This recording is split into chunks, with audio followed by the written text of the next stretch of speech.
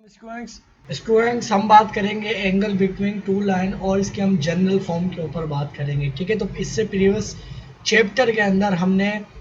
Angle between two line पढ़ी थी। ठीक है, और उसका फार्मूला ये बना था। एक बार अगर मैं रिवाइज करवा दूं, वो हमने पढ़ा था, चैप्टर नंबर था हमारा पार्ट 2, और उसके अंदर हमने पढ़ा था जो हमारा जो टॉपिक नंबर था स्टूडेंट्स, वो था हमारे पास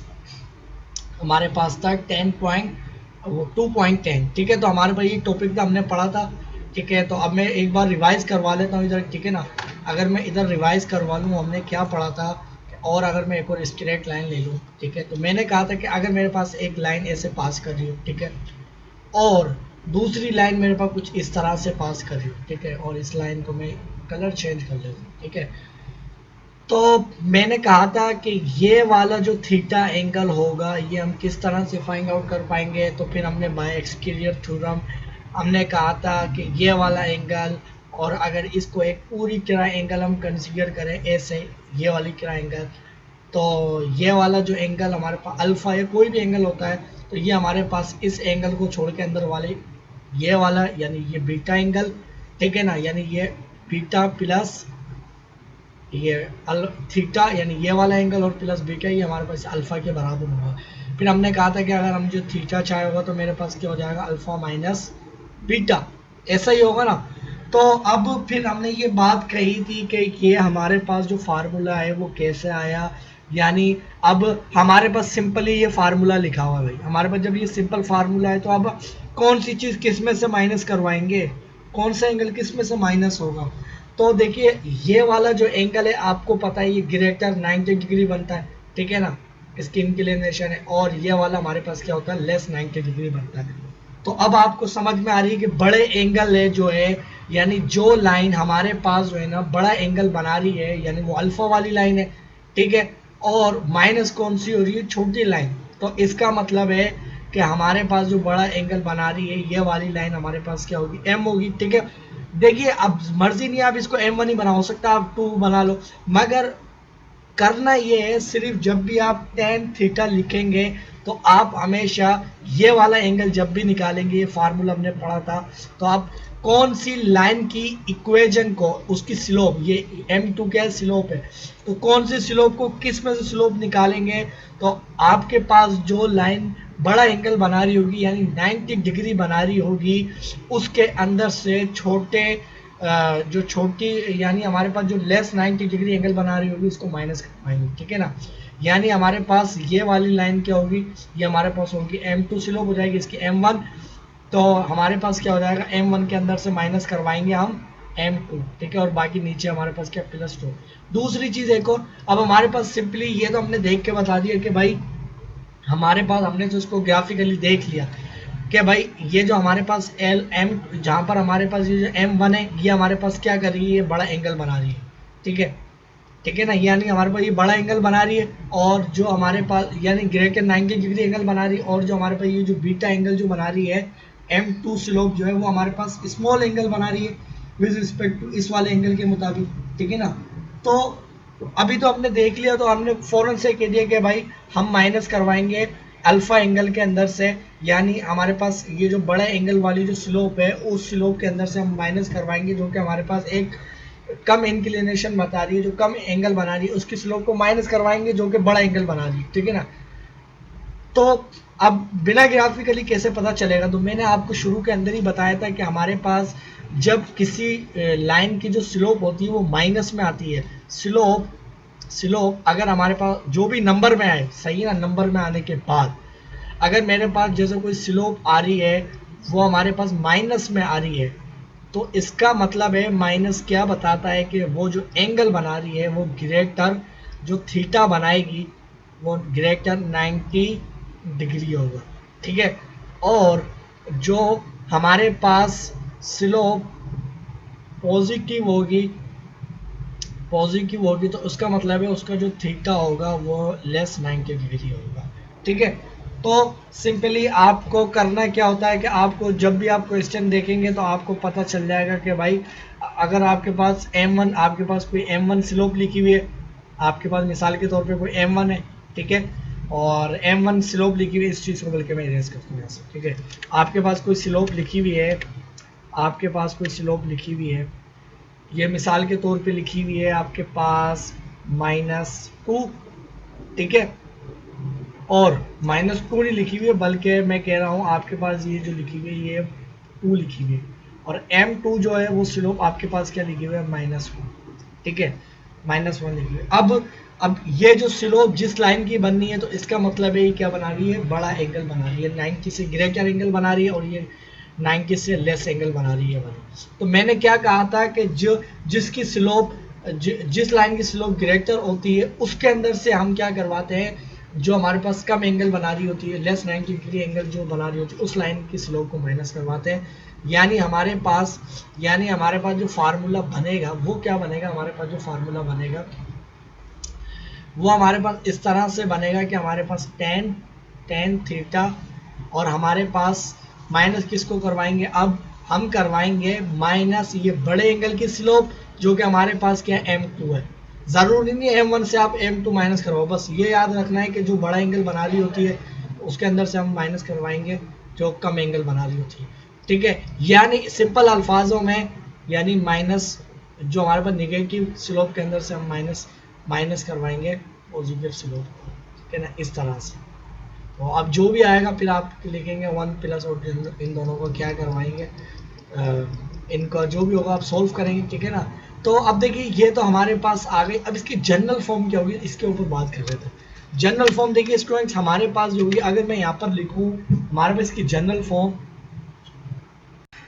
फॉर्म आप हमारे पास जो लीनियर इक्वेशन जो होती है उसकी, जो हमारे पास स्ट्रेट लाइन की जो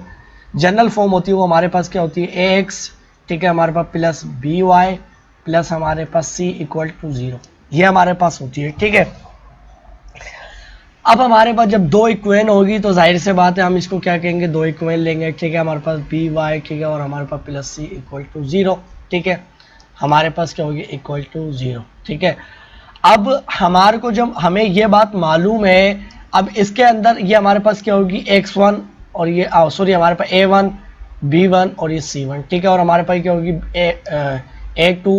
b2 और हमारे पास c2। अब आप ये सोचे होंगे यार मैंने इसके अंदर x और y जो है उसको अलग अलग क्यों नहीं करा, मैंने इसको x1 किया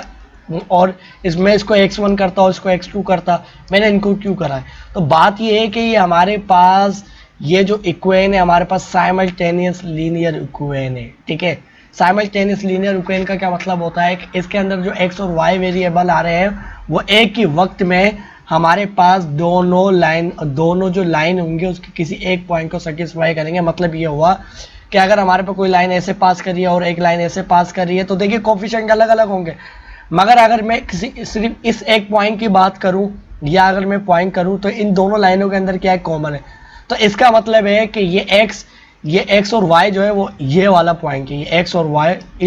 इस लाइन का है, ठीक है। तो ये इसका मतलब है ये एक ही वक्त में ये जो पॉइंट है ये वाला x और y जो है वो इस इक्वेशन में भी है और इस इक्वेशन में भी है। जाहिर अब लीनियर ये अब क्या कहते हैं एक दूसरे को जब इंटरसेक्ट करेंगे तो कोई ना कोई पॉइंट तो इनमें कॉमन होगा ना। अब जब कोई पॉइंट जो कॉमन होगा तो उसके कोऑर्डिनेट्स भी कॉमन होंगे, तो ये वही कोऑर्डिनेट्स लिखे हुए हैं, ये हमें यही इंडिकेट करते हैं एक्स और वाई के ये एक दूसरे को इंटरसेक्ट कर रही है, ठीक है। और ये इस वजह से मैंने इसके कोफिशिएंट अलग लिखे और एक्स और वाई वही लिखे, ठीक है। हो सकता था ये एक्स और वाई ये क्या कहते हैं हमारे पास कोई एक्स यानी हमारे पास ये एक्स और इसको पॉइंट में केले था, मगर अभी हमने एक्स और वाई के अंदर दोनों के अंदर सेम आ रहा है और ये साइमल्टेनियस लीनियर इक्वेशन है, तो मतलब ये इंडिकेट कर रहा है कि ये वाला जो पॉइंट है ये कॉमन पॉइंट की बात हो रही है एक्स और वाई जो इनके अंदर कॉमन है, ठीक है ना। एक ही पॉइंट के अंदर ये हमारे पास क्या होती है यानी हमारे पास इक्वेशन को सेटिस्फाई करती है उस पॉइंट के ऊपर, ठीक है। आगे आप मजीद पढ़ेंगे तो आपको बात समझ में आती जाएगी, ठीक है ना। अब देखिए हमारे पास इसको मैं कैसे लिख सकता हूँ, हमारे पास क्या होगी इसकी जो जनरल फॉर्म होगी 2 पॉइंट की, ठीक है, वो कैसे हम फाइंड आउट करेंगे। तो हम देखिए पहले इसको इक्वेशन 1 कह लेता हूँ, इसको मैं इक्वेशन 2 कह लेता हूँ, ठीक है। मैं इक्वेशन 1 में से स्लोप फाइंड आउट करता हूँ तो मेरे पास स्लोप क्या हो जाएगी y इक्वल टू, ठीक है ना। हमारे पास y इक्वल टू किसके बराबर हो जाएगी, हमारे पास हो जाएगी हमारे पास a ओवर b, ठीक है, माइनस और हमारे पास क्या होगा 1 और हमारे पास x, ठीक है, और हमारे पास माइनस c ओवर b, ठीक है, और ये हमारे पास क्या होगा 1 1, ठीक है। अच्छा अब एक और चीज़ ये है कि ये जो इक्वेन है, इक्वेन इसको मैं क्या कह रहा हूँ, ये इसकी जो इक्वेन होगी इसको मैं क्या कहूँगा, ये जो हमारे पास इसकी जो स्लोप होगी उसको मैं क्या कह सकता हूँ, जो हमारे पास स्लोप होगी वो m1 होगी, m1 equal to minus a over और हमारे पास b ओवर 1, ठीक है। अब याद रहे ये जो हमारे पास a ओवर 1 आई है तो इसको मैंने m1 बनाया है, और मैंने अभी बताया था कि हम किस स्लोप को माइनस करते हैं, किस में से, जो कि हमारे पास ग्रेटर एंगल बना रही होती उसकी स्लोप, उस लाइन की स्लोप को हम m1 में से माइनस करते हैं, ठीक है। तो इसका मतलब है ये m1 इसको मैंने कहा है, तो अब ये जो भी लाइन होगी ये आपके पास जो x एक्सिस से जो एंगल बनाएगी वो क्या बनाएगी, लेस 90 डिग्री बनाएगी, यानी कुछ ऐसे बनाएगी, ये 90 डिग्री से हमेशा क्या होगा, लेस होगा ये थीटा, ठीक है ना। तो इसको मैंने m1 बनाया, ये माइनस साइन उसको यानी वैल्यू नहीं है, ये तो इसकी जनरल फॉर्म में आ रहा है, ठीक है ना, ये चीज़ ऐसे, ठीक है ना। अच्छा अब हमारे पास ये चीज़ आ गई, अगर मैं इसी को सॉल्व करूँ तो दोबारा से हमारे पास क्या हो जाएगा, y इक्वल टू हमारे पास a ओवर b और माइनस में, और ये क्या होगा 2, ठीक है, ये इक्वेंट 2 में से निकाल रहा हूँ, और हमारे पास माइनस c2 और हमारे पास b, ठीक है, और हमारे पास m2 की जो स्लोप आ जाएगी वो हमारे पास हो जाएगी माइनस इक्वल टू हमारे पास हो जाएगी माइनस a ओवर b, और हमारे पास क्या होगा 2 और ये भी 2, ठीक है, और ये 1। अब याद रहे इसको मैंने m2 कहा है, तो इसका मतलब क्या होगा, ये हमारे पास उस लाइन, ये हमारे पास उस लाइन की स्लोप है जो कि हमारे पास 90 डिग्री से जो उसकी जो इंक्लिनेशन होगी वो ग्रेटर होगी, यानी हमारे पास अगर ये कोऑर्डिनेट सिस्टम है तो ये लाइन हमारे पास ये m2 जो मैंने कहा है वो इसके लिए होगी, ठीक है, जो कि हमारे पास ग्रेटर 90 डिग्री एंगल बनाएगी, ठीक है। अब आप क्या करेंगे, देखिए सिंपली इसको पुट करेंगे, आपके पास क्या हो जाएगी वैल्यू, m1 क्या है, आपने m1 बनाया माइनस 1 a और b, ठीक है, और आपके पास क्या हो जाएगा माइनस a2, और आपके पास क्या हो जाएगा, देखिए ये चीज़ माइनस में है तो ये माइनस साइन इससे मल्टीप्लाई होगा, ठीक है ना, यानी हमारे पास ये m2 है, ठीक है, तो आपके पास क्या हो जाएगा प्लस, यानी मैं ये बात कहना चाह रहा हूँ, ये आपके पास आया m1 की वैल्यू लिखी, ठीक है, फिर माइनस साइन एज के, अब m2 की वैल्यू क्या है, तो m2 की जो वैल्यू है हमारे पास minus a over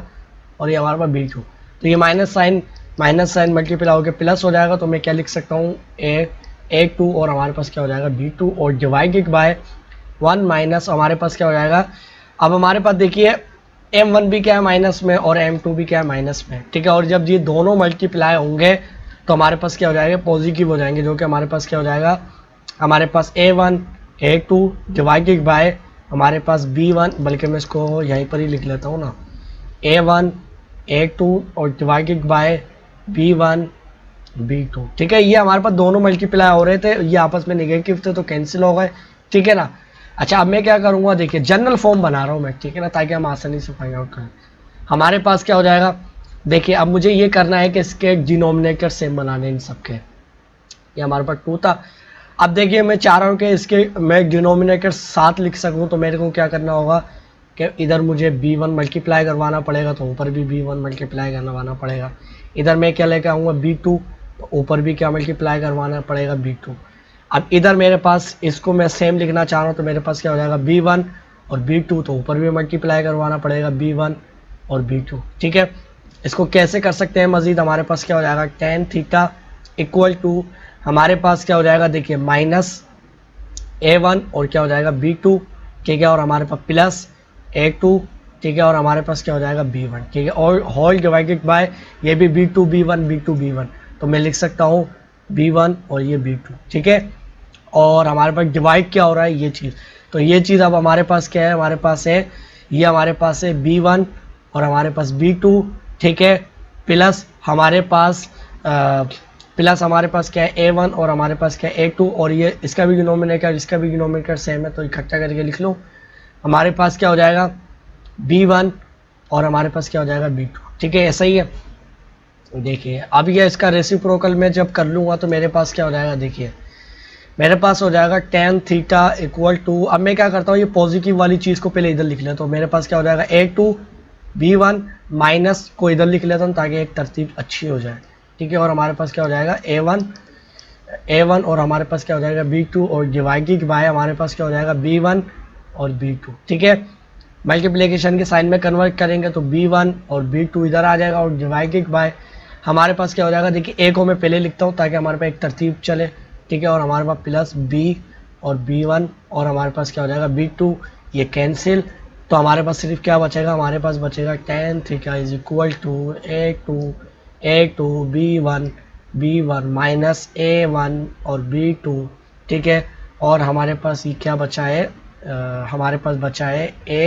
A1 A2 plus हमारे पास B1 B2, ठीक है। तो ये वो हमारे पास जनरल फॉर्म थी किसकी, हमारे पास हमारे पास टू लाइंस की, जो हमारे पास उनकी जो इंटरसेक्टिंग जो करते हैं वो आपस में उनके दरमियान जो एंगल होता है, ठीक है। ये हमारे पास आ गया रेक्टेंगुलर कोऑर्डिनेट सिस्टम, ये एक लाइन आ गई, और ये मैं कहलाता हूँ दूसरी लाइन आ गई, ठीक है। और अब हमारे पास जो है ना, हमारे पास याद रही क्या बता रहा है, थीटा है, तो हमारे पास क्या हो गया tan थीटा। और अब मैंने m1 किसको बनाया, देखिए m1 इस ये जो बड़ा एंगल बना रहा, तो इसको मैं क्या बनाऊंगा m2। तो ये जो लाइन होगी मेरे पास L2 होगी और उसकी जो स्लोप होगी m2 होगी। अब ये 90 से लेस एंगल बना रही है, तो इसको हमेशा मैं क्या बनाऊंगा m1, ठीक है, m1, ठीक है। इसको क्या बनाऊंगा मैं m1। और हमेशा आप क्या करते हैं कि ये जो बड़ा एंगल बना रही है इस स्लोप को आप इस वाली स्लोप में से माइनस करवाते हैं, और बाकी चीज़ आपको पता है, ठीक है। अच्छा, अब ये आपके पास देखिए एक रिलेशन आया है, आपके पास ये एक रिलेशन आई है, ठीक है। अब जनरल फॉर्म आ गई है। अगर हमारे पास इसकी करोलरी के ऊपर बात करें, करोलरी क्या कहती है कि हमने इससे क्या नतीजा अखज़ किया। अब हमारे पास देखिए क्या लिखा हुआ है, ये हमारे पास टेंजेंट थीटा हमारे पास क्या होता है, हमारे पास परपेंडिकुलर ओवर क्या होता है, बेस भी होता है। या इसको हम ये भी कहते हैं कि हमारे पास ये क्या है, sine over hypotenuse, sine over sorry कोज,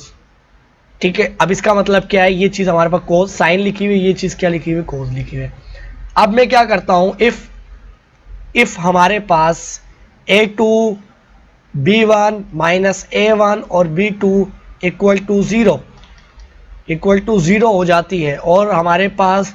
नीचे वाली जो कोज है, बल्कि पहले मैं इसको समझाता हूँ, ये करोलरी वन के तहत ये मैंने एक रेक्टेंगुलर कोऑर्डिनेट सिस्टम लिया, ये लिया, ठीक है। तो अब आपको ये, अगर मैं एक यूनिक सर्कल बनाऊँ या सर्कल बनाता हूँ, तो आपको मालूम है इधर हमारे पास क्या होता है, हमारे पास ये x क्या होता है 0 होता है, और y क्या होता है, सॉरी x 1 होता है और y क्या होता है 0 होता है, और ये 90 डिग्री पे हमारे पास ये क्या होता है, ये 0 होता है और y 1 होता है, ठीक है। ये चीज़ है क्लियर। अब देखिए हमारे पास साइन है, ये बेसिकली क्या लिखा हुआ है, साइन है, ठीक है ना। ये हमारे पास ऊपर वाली चीज़ लिखी हुई है, साइन लिखा हुआ है। अब साइन हमारे पास 0 कब होता है, तो साइन हमारे पास, ये हमारे पास क्या लिखा हुआ है, कोज लिखा हुआ है, ठीक है ना। ये हमारे पास पहला कोज होता है और दूसरा क्या होता है, साइन होता है, ठीक है। अब आपको मालूम है कि साइन हमारे पास 0 कब होता है, जब 0 डिग्री एंगल हो, जब एंगल 0 डिग्री हो, ठीक है। अब आपको मालूम है जब ये हमारे पास 0 हो जाए, ये इसका मतलब है साइन, इसने जो वैल्यू दी है ये साइन है, और ये 0 हो गई, तो ये 0 डिग्री एंगल बना रहा है या 180 डिग्री एंगल बना रहा है, क्योंकि 0 डिग्री हो या 180 हो, ठीक है। या मैं ये भी कह सकता हूँ ये पैरेलल है किसके, एक्स एक्सिस के, ठीक है ना। क्योंकि अगर ये इस लाइन की जो इक्वेशन है कुछ यहाँ पर बनती है, और एक्स एक्सिस को मैं ऊपर ही लेकर आ जाता हूँ, तो हमारे पे ये क्या हो जाएगा, एग्जैक्ट ये एक्स हो जाएगा और ये माइनस एक्स। तो इसका मतलब है कि ये पैरेलल है, ये हमारे पास ये 0 डिग्री या 180 एंगल बना रही है, ठीक है ना। ये हमारे पास क्या होगी, हमारे पास ये हॉरिजॉन्टल लाइन होगी, ठीक है ना। ये हमारे पास क्या होगी, 180 डिग्री एंगल बना रही होगी, या 0 डिग्री या एक्स एक्सिस है, तीनों बातें सेम ही है तकरीबन, ठीक है ना, कोई फर्क नहीं है, ठीक है। अच्छा, अब हमारे पास नीचे वाली चीज़ क्या है, कोज है। अगर ये 0 हो जाए, नीचे वाली चीज़ क्या है, वो ये, अगर हमारे पास ये 0 हो जाए, तो हमारे पास x और a2, ठीक है, हमारे पास प्लस b1 और b2 इक्वल टू 0, ये हमारे पास कोस 0 हो जाएगा। नीचे वाला कोस 0 हो जाए, तो कोस 0 कब होता है, तो हमारे पास 90 डिग्री पे होता है। तो इसका मतलब ये है कि अगर हमारे पास वो कोई दो लाइनें होंगी, जाहिर है ये दो लाइन की बात करें, वो हमारे पास इंटरसेक्ट तो नहीं करेंगी, ठीक है ना। आप कहीं सोच रहे हैं यार इंटरसेक्ट कैसे करेंगे, ये इंटरसेक्ट नहीं करेंगे। अगर हमारे पास कोई ये 0 हो जाती है, तो इसका मतलब है ये दोनों लाइनें बिल्कुल एक दूसरे के ऊपर ही लाई कर रही हैं, या एक इधर लाई कर रही है या इधर लाई कर रही है। अगर इनके इंक्लिनेशन देखी जाए, तो वो 0 डिग्री बनना है या 180 बनना है, एंगल कोई भी नहीं बनना है, 0 डिग्री कहेंगे, या हम ये कह सकते हैं पैरेलल टू एक्स एक्सिस है, ठीक है। जब हमारे पास ये चीज़ 0 हो जाए, तो इसका मतलब है वो दोनों जो लाइनें होंगी, वो हमारे पास परपेंडिकुलर होंगी। अब हो सकता है वो एग्जैक्ट इसके ऊपर हो सकता है वो दोनों एक दूसरे के ऊपर हो सकता है वो हमारे पास इधर हो, क्योंकि हमारे पास 90 डिग्री पे 90 डिग्री पर हमारे पास जो कोज है वो क्या हो जाता है, 0 हो जाता है। और कहाँ पर होता है, और हमारे पास कहाँ पर होता है, 270 डिग्री पर हो सकता। अब फिर मैं क्या कहूँगा कि हमारे पास ये जो दोनों लाइनें होंगी, या तो हमारे पास 270 डिग्री एंगल बना रही होंगी या 90 डिग्री बना रही होंगी। 270 के लूँ, 90 डिग्री के लूँ,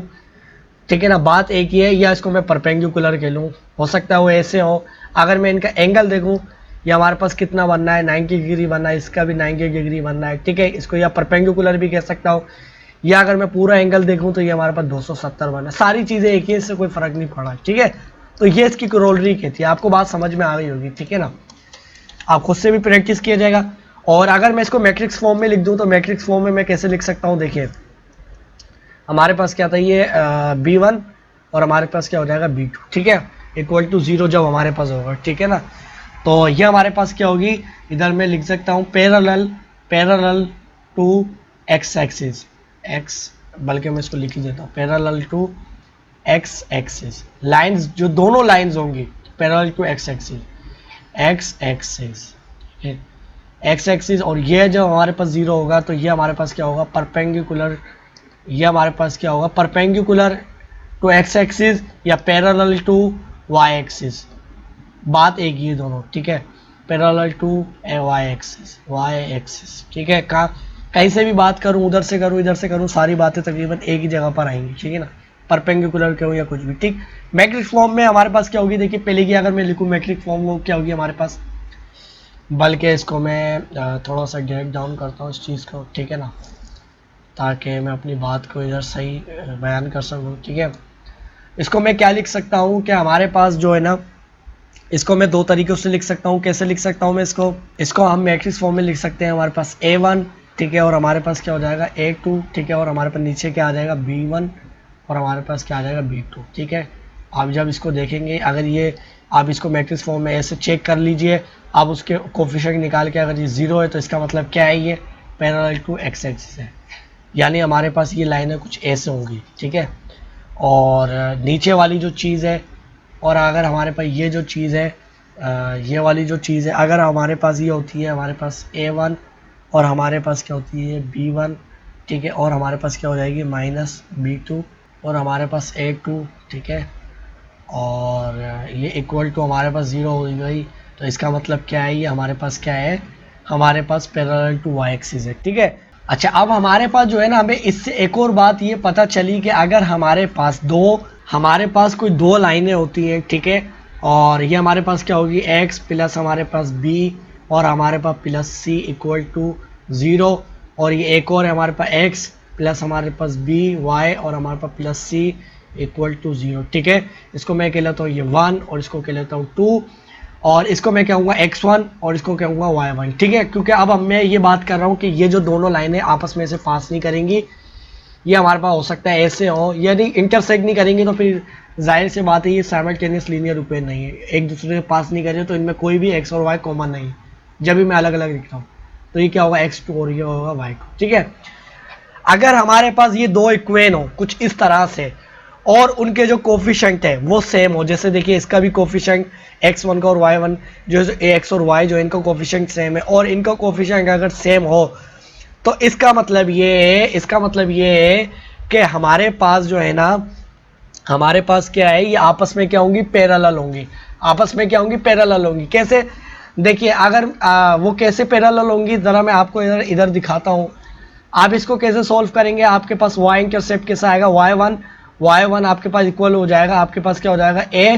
a डिवाइडेड बाय b, ठीक है, और आपके पास क्या हो जाएगा x1 और आपके पास क्या हो जाएगा माइनस c, ये माइनस में, ठीक है, और आपके पास क्या हो जाएगा b, ठीक है, और क्या हो जाएगा ये b1 और सॉरी b और ये c1, ठीक है। कोफिशिएंट कोई भी हो सकता है, ये आपके पास कांस्टेंट है वो अलग हो सकता है।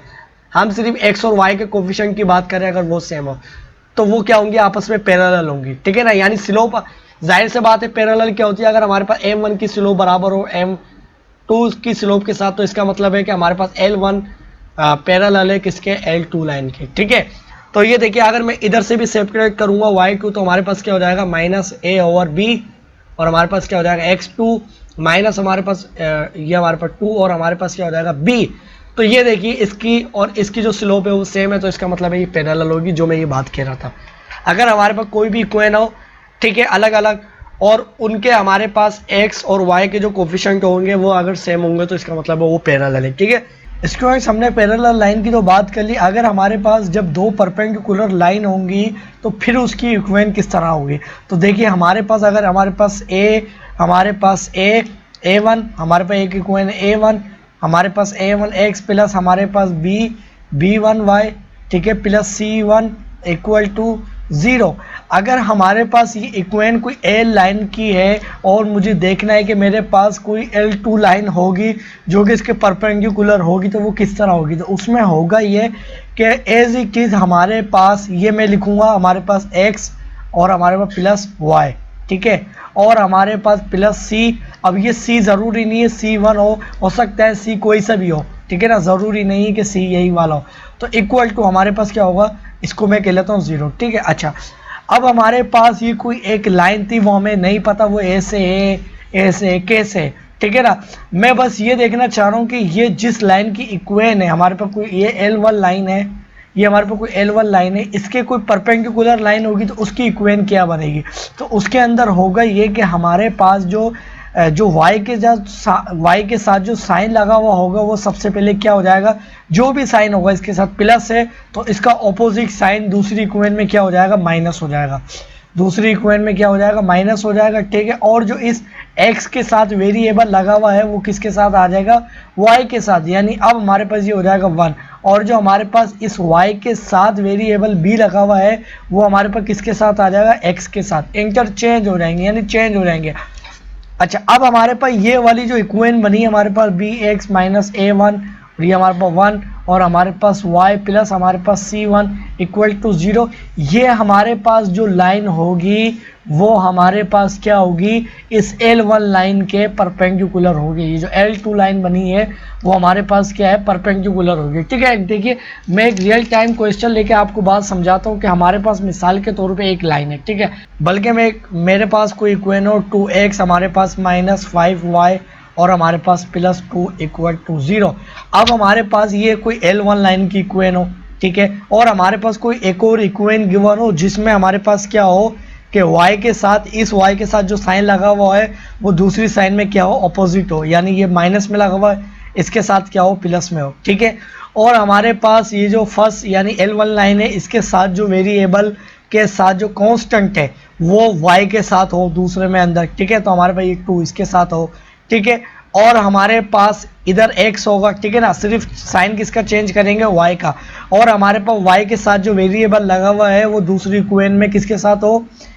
x के साथ हो, ठीक है। और हमारे पास प्लस, ये भले प्लस 2 हो, ये हमारे पास माइनस, ये कुछ भी हो, ठीक है ना, ये इक्वल टू हमारे पास L2 लाइन आ गई। तो इसका मतलब इम्प्लाइज है कि ये वाली इक्वेशन और ये वाली इक्वेशन जो कि हमारे पास दोनों हैं उनकी जो हमारे पास जो इक्वेशन है या उनकी जो लाइन जो होगी वो क्या होंगी, आपस में परपेंडिकुलर होगी, ठीक है। सिर्फ आपको सिर्फ और सिर्फ क्या देखना है कि आपको सिर्फ ये दो चीज़ें देखनी है, ठीक है ना। अब ज़रूरी नहीं कि कांस्टेंट क्या है, ठीक है। अब मिसाल के तौर पे मेरे पास कुछ हो, मैं कहता हूँ कि मुझे इस कोई ये हमारे पास मिसाल के तौर पे एक लाइन है, अब मुझे एक परपेंडिकुलर लाइन, इस लाइन के परपेंडिकुलर एक लाइन की इक्वेशन निकालनी है। वो चाहे लाइन हमारे पास मिसाल के तौर पे ये ऐसी लाइन है, वो चाहे इधर आ जाए लाइन, वो चाहे इधर आ जाए, कहीं भी आ जाए वो सही ना, इससे गर्ज नहीं है, सिर्फ क्या हो, परपेंडिकुलर हो। तो सिर्फ और सिर्फ आप क्या देखेंगे कि आपके पास जो वेरिएबल 5 के साथ लगा हुआ वो दूसरी इक्वेशन में आप किसके साथ लगाएंगे, x के साथ, तो 5x, और इसके साथ जो साइन लगा हुआ है, साइन जो लगा हुआ है वो इसमें माइनस में है तो इसका ऑपोजिट लगाएंगे जो कि क्या हो जाएगा, प्लस, ठीक है। और y के साथ, और फिर इधर लिखेंगे y। अब y के साथ कौन सा वेरिएबल लगाएंगे, जो पहली इक्वेशन में 2 के साथ है, और सॉरी x के साथ है, ये 2 है। और अब आपकी मर्जी है, जो कांस्टेंट है वो प्लस आप 24 कर लो, आपकी मर्जी है, -1 कर लो, 0 कर लो, कुछ भी कर लो, ठीक है ना। मैं इसको 1 कर लेता हूँ, इक्वल टू 0। तो ये लाइन भी आपके पास क्या होगी, इसके कांस्टेंट होगी, इसके क्या होगी, परपेंडिकुलर होगी। ये इस कांस्टेंट जो सी होता है इससे फ़र्क नहीं पड़ता, सिर्फ हमें ये चीज़ देखनी होती है, ठीक है। इसमें हमारे पास क्या होता है, इसके x के साथ जो वेरिएबल है वो y के साथ है, और इसके साथ जो हमारे पास कांस्टेंट है सॉरी वो x के साथ लगा हुआ है, और जो इस इक्वेशन के अंदर हमारे पास जो साइन है वो दूसरी में क्या होगा, y के साथ उसका अपोजिट होगा। ठीक है, तो आपको बात समझ में आ गई होगी। ठीक है ना, अब नेक्स्ट लेक्चर के अंदर इसके हम क्या कहते हैं क्वेश्चन सॉल्व करेंगे, तो फिर आपको बात मज़ीद बेहतर समझ आएगी। ठीक है।